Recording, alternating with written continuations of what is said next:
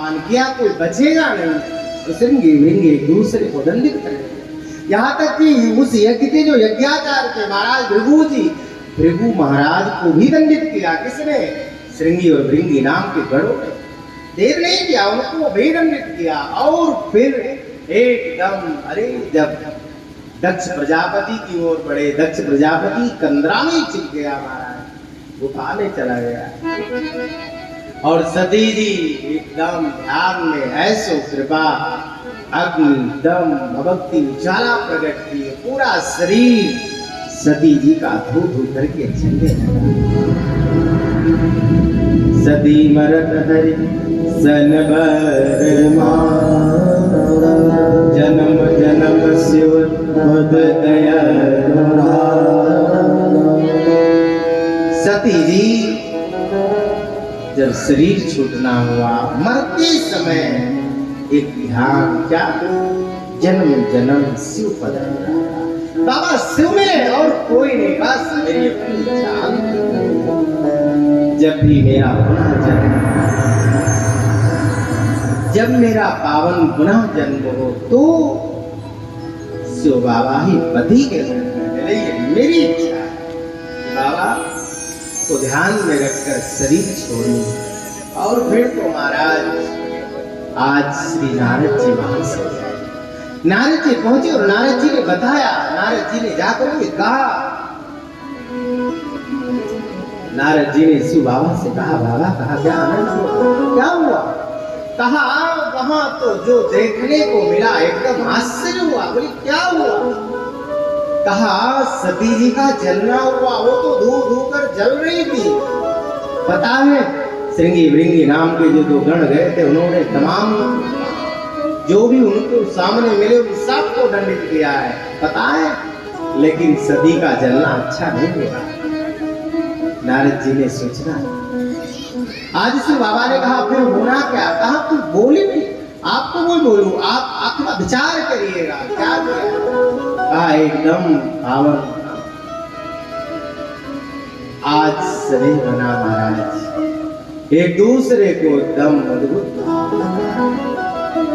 और फिर तो विलंब नहीं किया, प्रभु का स्नेह देखिए। शिव बाबा ने कहा करना क्या है? नारद जी ने कहा कुछ भी, लेकिन करो। क्यों?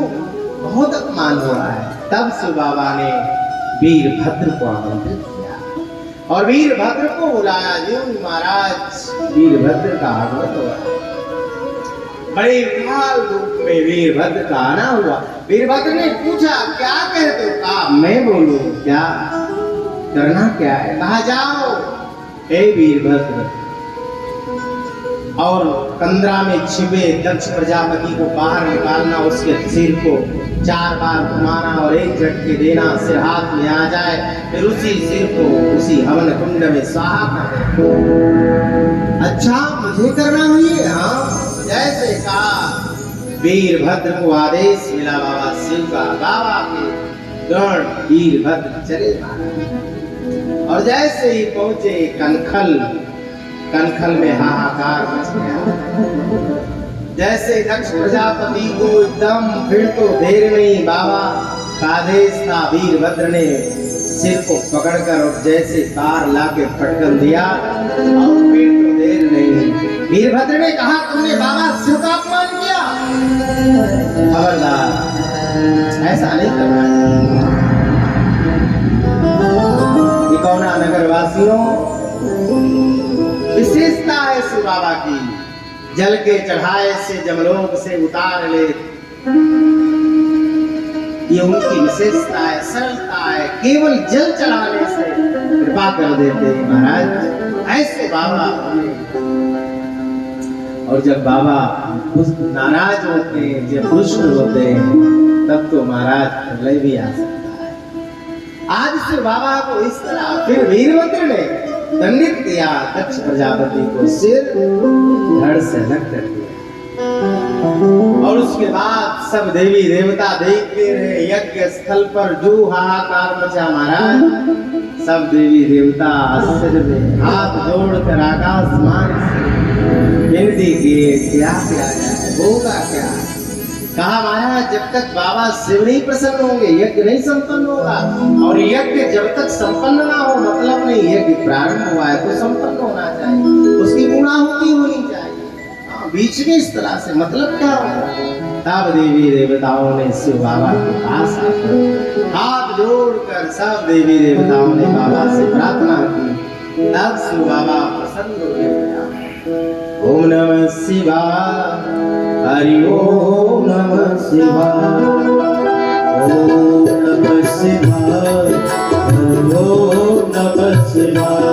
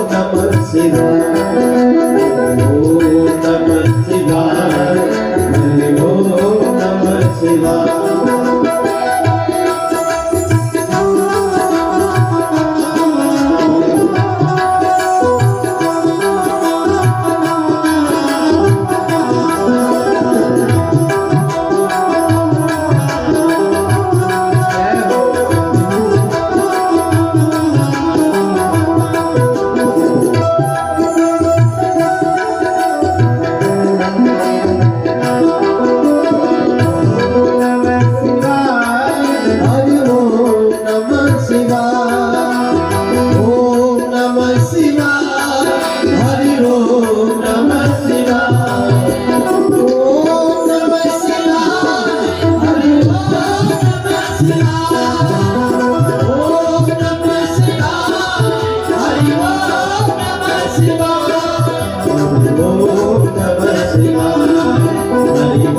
नमः शिवाय।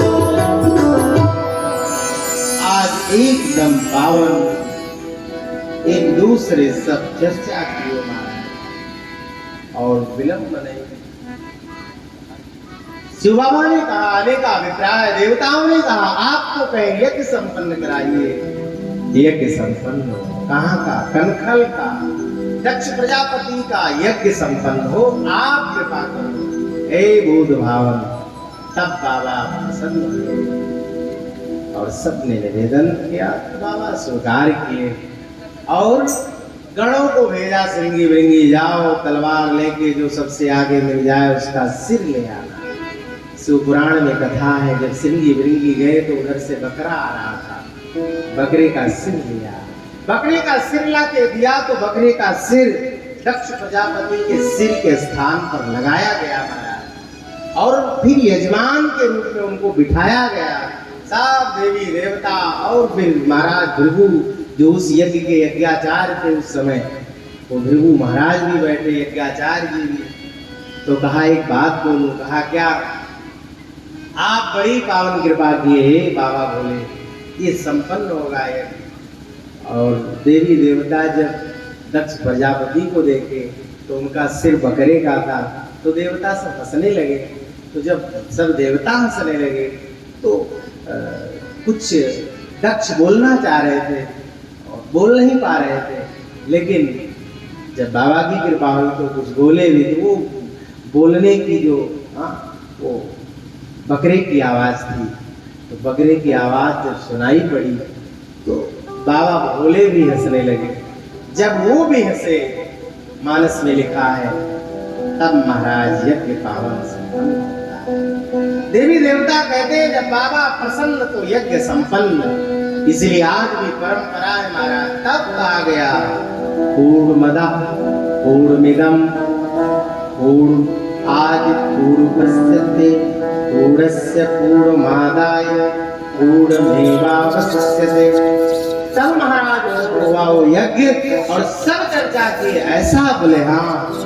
इसलिए आप सबको कहें आज अगर कोई शिव जी का भक्त शिवालय में जाता है तो उसकी विशेषता बनती है। बहुत कई ऐसे भक्त मिलेंगे उनमें विशेषता दिखती है। क्या? वो बकरे की आवाज बाबा को सुनाते हैं, बम बम करके बोलते हैं। आप जाए नागेश्वर नाथ जी तेरस के दिन, आप देखिए बहुत ऐसे भक्त नागेश्वर नाथ जी में आते हैं जो बकरे की आवाज मुंह से निकाल के सुनाते हैं। हमने भी पूछा, बाबा ऐसा क्यों आप कर रहे हो? कहा जैसे दक्ष प्रजापति पर बाबा प्रसन्न हो गए थे ऐसे ही आप पर प्रसन्न, इसलिए आप कहे ऐसा सदैव होगा, अद्भुत भाव लगेगा। क्या कहना, एक दूसरे सब पावन चर्चा करते हैं। कोई ऐसा नहीं हुआ जिसके अंदर महाराज वहां बैठे प्रसन्नता ना आई हो। क्यों? शिव बाबा ने यज्ञ संपन्न कराया। एक कथा ये भी आती है कि शिव बाबा ने जले हुए शरीर को आदि शक्ति के और लेकर चले, जहां जहां गए यत्र तत्र भ्रमण कियो, जहां जहां अंग प्रत्यंग गिरे वहां वहां एक शक्ति पीठ के नाम से जाना गया। कहा जाता है कि 51 स्थानों पर गिरा और 51 शक्ति पीठ आज पावन, जिसमें आदि शक्ति माँ के सती के पट गिरा पाटन में, जिससे कहा जाता है कि नाम पाटन पड़ा। पट गिरने से देव पाटन नाम पड़ा। एक ये भी चर्चा है पुराणों में। और आज प्रसन्नता इस बात की, वो सती जी जिनका जलना हुआ, आज वही सती जी का पुनः जन्म होता है। इसके यहाँ पुनः उनका प्रादुर्भाव हुआ हिमांचल राजा के यहाँ। एक ही कारण गिर जाती, ही कारण गिर जाए, पार नहीं करना, पार नहीं करना,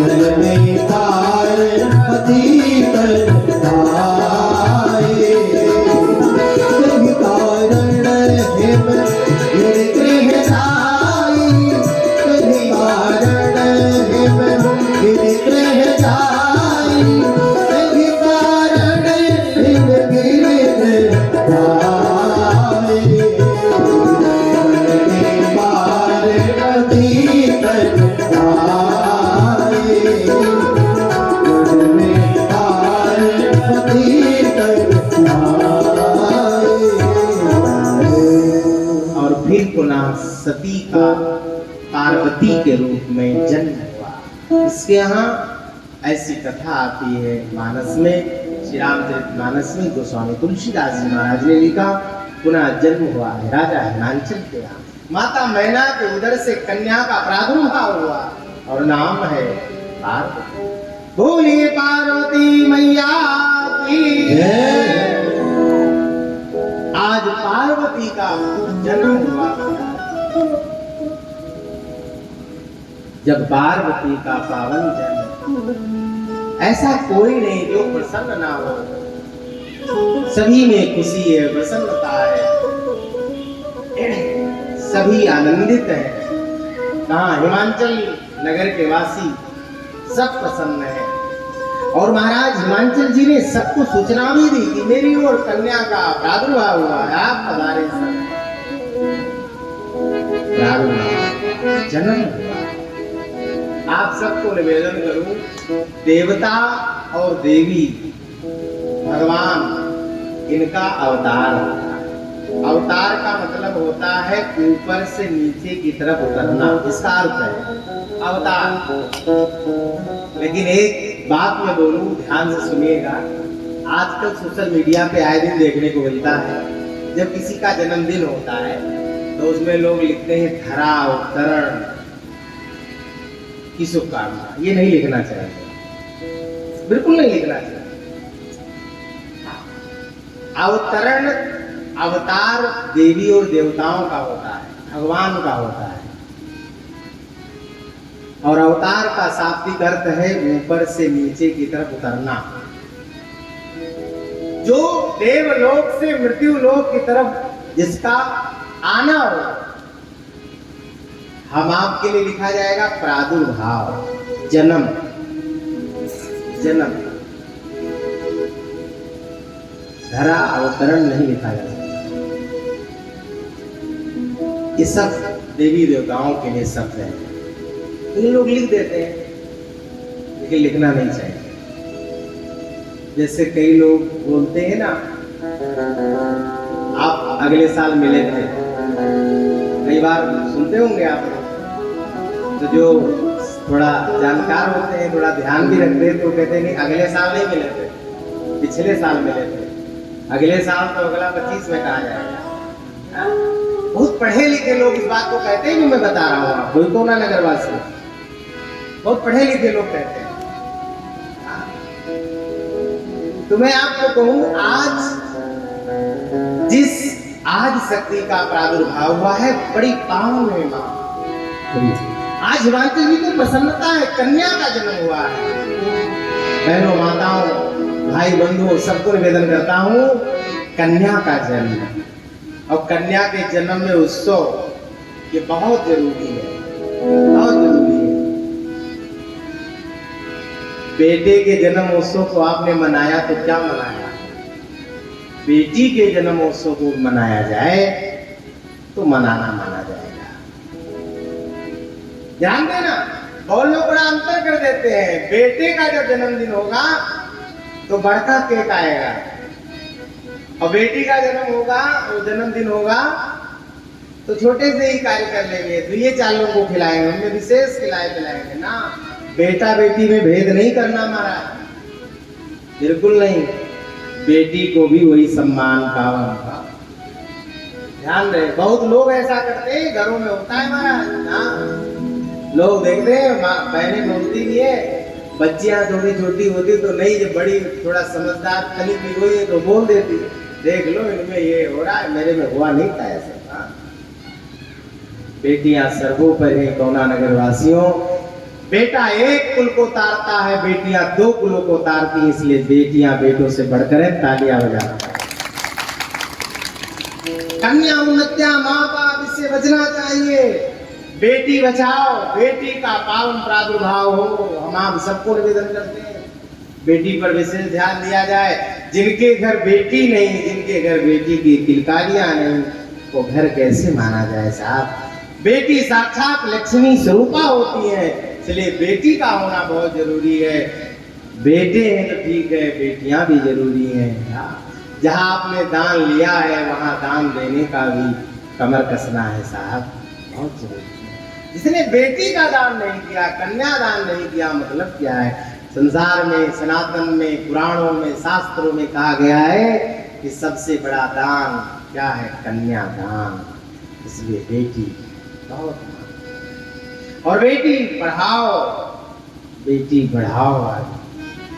बेटियों के लिए पावन सने बने, ये हमारी प्रदेश सरकार, केंद्र सरकार सबकी मंशा है साहब। इसलिए मैं व्यासपीठ से कहता हूँ, राम कथा के माध्यम से आप सबको निवेदन करता हूँ, घर में बेटी की बहुत जरूरत है साहब। आज पावन स्नेह बना है, आज हिमांचल जी ने स्नेह बनाया सबको का। आंगने में बधैया बाजे, आंगने में बधैया बाजे, आंगने में बधैया बाजे, आंगने में बाज बधैया हो, बाज बधैया, बाज बधैया हो, बाज बधैया हो। आगे मेरे बधैया बाजे,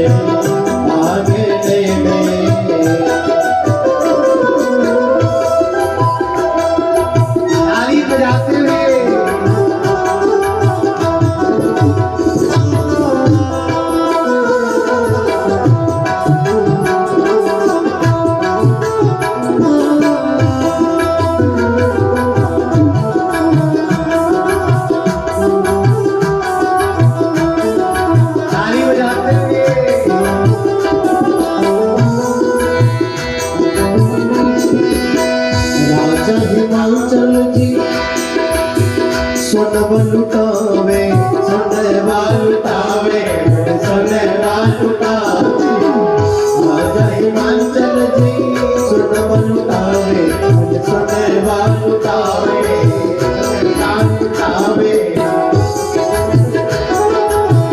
रात लुटावे रुपया बधैया दे आगे देवे बधैया दे आगे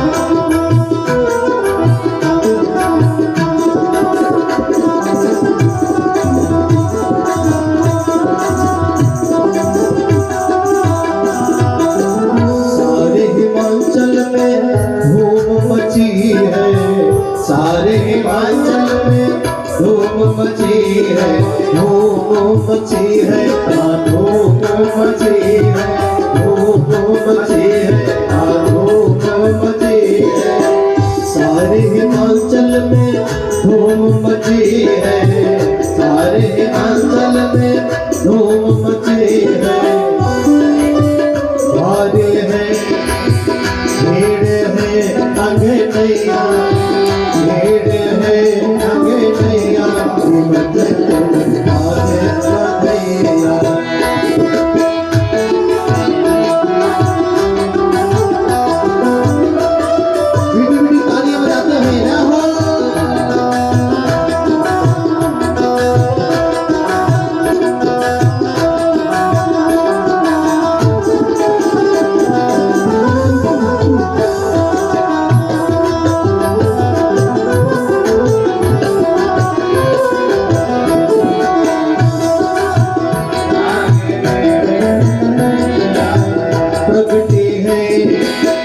प्रगति है पार्वती माई हिमाचल बाजे बधाई प्रगति है पार्वती माई हिमाचल बाजे बधाई बाजे बधाई हो बाजे बधाई बाजे बधाई हो बाजे बधाई प्रगति है पार्वती माई हिमाचल बाजे बधाई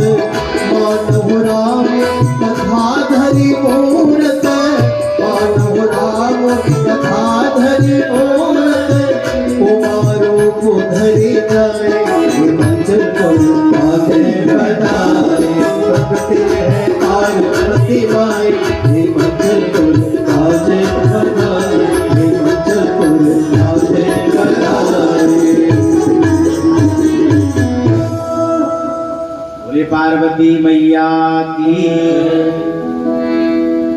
आज प्रसन्नता है महाराज हृदय पावन हुआ गदगद है एक दूसरे ऐसा कोई नहीं जिनको प्रसन्नता ना हो आज हिमाचल नगर में बधाई हो रही है और एक दूसरे जो भी उस नगर में और फिर हिमाचल राजा ने सबको पावन किया सबको बधाई आज भेंट की गई और हृदय पावन हुआ है ऐसा कोई